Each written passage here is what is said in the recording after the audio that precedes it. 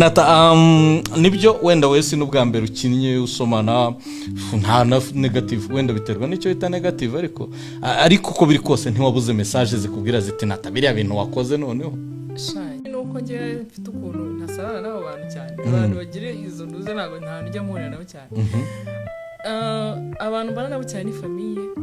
n'abantu twarana yego akenshi famille barabyakiriye famille yanjye se nabizo akazura bo nta kibazo ikindi kintu nta kintu njya gukora na kimwe natekereje kuri famille yanjye rero njye mba numva nimba ari ikintu nkora bazi ko kintunze nta kandi kazi ngira sinjya muri banki ngo ngaruke muri film yego nibyo bintunze and what I did kiriya gihe ni ibintu turaba filime tukabona n'ibintu bisanzwe mu zindi zo hanze zicana kuri TV twajya turaba amafilime ya Mnet aca kuri TV kubona n'ibintu bisanzwe ubu se wenda tuvuge tujye tureba filime kumwe twabaga kubitana umubyeyi kwitara basobe kugira ngo atabone ko ayibonye ibyo bintu twarabirenze n'igihe tugezemo rwose nge nta negative comment nigezemo cyane cyane bura nka YouTube yanjye nifitiye abantu banjye babandi babo babyumva yego babyakira yanditse script agashyiramo role yo kuryamana n'umusore live kuri kamera wayikina